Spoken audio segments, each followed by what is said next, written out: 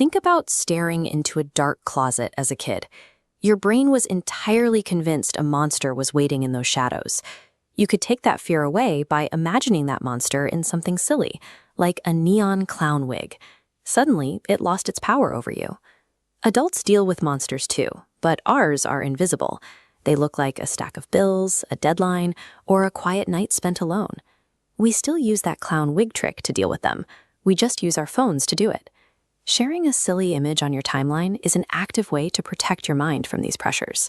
In 1976, an evolutionary biologist named Richard Dawkins looked at how ideas spread and coined a specific word for it: meme. To understand his idea, look at biology. We have genes, physical blueprints that copy themselves and pass traits across generations. Dawkins argued culture has its own version, bits of information, like a melody, that copy themselves and jump from brain to brain. For most of history, an idea had to travel slowly by word of mouth. Today, the internet carries that information across the world in an instant. That silly image you just scrolled past is a direct descendant of our oldest cultural habits, built to survive in a digital world.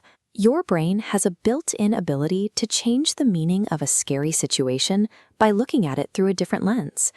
It can take a massive, terrifying feeling and squish it down into a tiny, pixelated joke.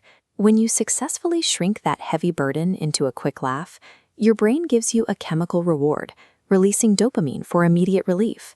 We often hear that looking at dark or sad memes is a bad habit that makes mental health worse. But for people dealing with intense anxiety, this kind of dark humor helps them navigate feelings that are otherwise hard to touch. Trying to explain deep emotional pain in a serious conversation is exhausting. A joke offers a safe way to express that heavy feeling without the pressure of a personal speech. If you send a self-deprecating image about wanting to hide under a blanket all day, you avoid the fear of saying, "I am struggling," but you are still letting people see you. By disarming your darkest thoughts with humor, you can process them safely before they have the chance to overwhelm you. Struggling with your mental health often creates a deep sense of loneliness, making you feel like you're the only person on Earth who feels this way. This is where these digital jokes do their most important work. They act as bonding icons, digital secret handshakes that signal a shared experience among total strangers. When you see a post about overthinking every conversation you've ever had, and you notice it has 200,000 likes, your brain gets hard data proving you are not alone.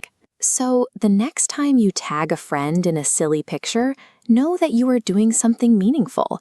You are using a survival tool to shrink your monsters, reward your brain, and remind yourself that we are all navigating this world together.